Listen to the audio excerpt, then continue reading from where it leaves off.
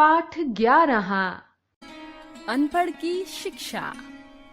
एक रात को बादशाह अकबर वेश बदलकर प्रजा का दुख सुख जानने के लिए घूमने निकले।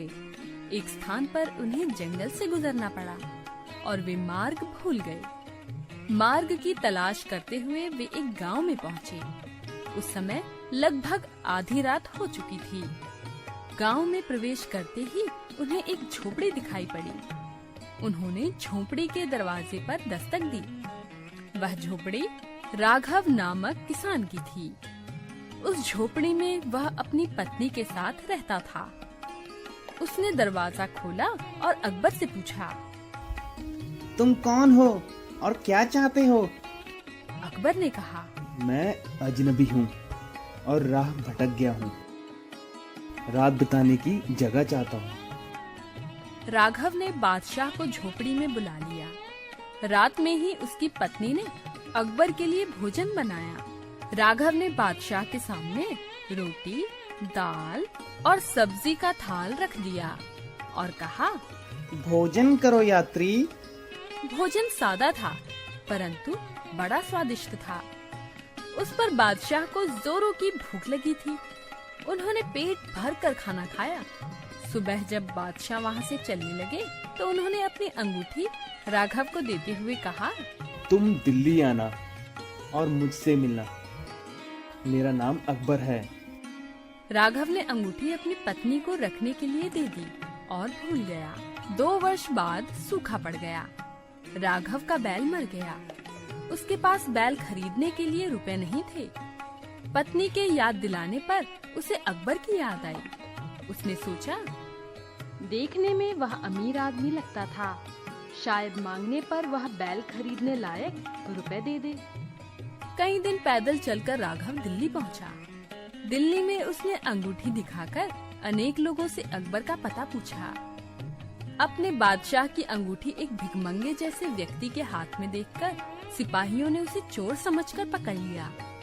अगले दिन उसे दरबार में अकबर के सामने हाजिर किया गया। बादशाह ने उसे देखते ही पहचान लिया। उन्होंने उसे मुक्त कराया और पूछा, कहो मित्र, कैसे हो? राघव एक भोला भाला अनपढ़ किसान था। उसे यह भी मालूम नहीं था कि बादशाह क्या होता है। उसने उदास होकर कहा, गांव में सूखा पड़ गया है। चारे के बिना मेरा बैल मर गया। हालांकि किसी से कुछ मांगना है तो गलत बात, पर तुम तो मेरे मित्र हो। तुमसे सहायता मांगने में कोई पाप नहीं है। बादशाह उसके भोलेपन पर हंस पड़े। उन्होंने उसे अतिथि गृह में ठहरा दिया। राघव ने उस रात बढ़िया खाना खाया और सो गया। सुबह एक आवाज के साथ उसकी आंखें खुली। उसने खिड़की से झांक कर देखा तो अकबर एक छत पर खड़े होकर जोर जोर से किसी को पुकार रहे थे। वे कभी आसमान की ओर हाथ उठाकर फैलाते तो कभी घुटनों के बल बैठकर सिर झुका लेते। राघव को बड़ा आश्चर्य हुआ। वह समझ नहीं पाया कि अकबर क्या कर रहे हैं। दिन निकलने पर राघव दरबार में गया तो अकबर ने उससे कहा, दोस्त, तुम जो चाहोगे मैं तुम्हें दूंगा। तुम 1-2 दिन यहाँ रुको, दिल्ली घूमो। जब जाने का मन करे तब कहना। मैं घोड़ा गाड़ी में तुम्हें गांव भिजवा दूंगा। राघव ने हाँ में सिर हिला दिया। फिर कुछ सोचकर बोला, पर यह बताओ, सुबह तुम छत पर क्या कर रहे थे? जोर जोर से किसे बुला रहे थे? बादशाह अकबर उसके भोलेपन पर मुस्कुरा पड़े। उन्होंने कहा, मैं खुदा की इबादत कर रहा था। उससे शक्ति, धन और उम्र मांग रहा था। उससे दुआ मांग रहा था कि वह मुझे अच्छा आदमी बनाए। राघव कुछ क्षण खड़ा होकर सोचता रहा। फिर बोला, मैं तो यह सोचकर चला आया था कि तुम एक अमीर आदमी हो और मेरी सहायता के लिए धन देने पर तुम्हें कोई कमी नहीं होगी। पर तुम तो स्वयं ही भिखमंगे हो।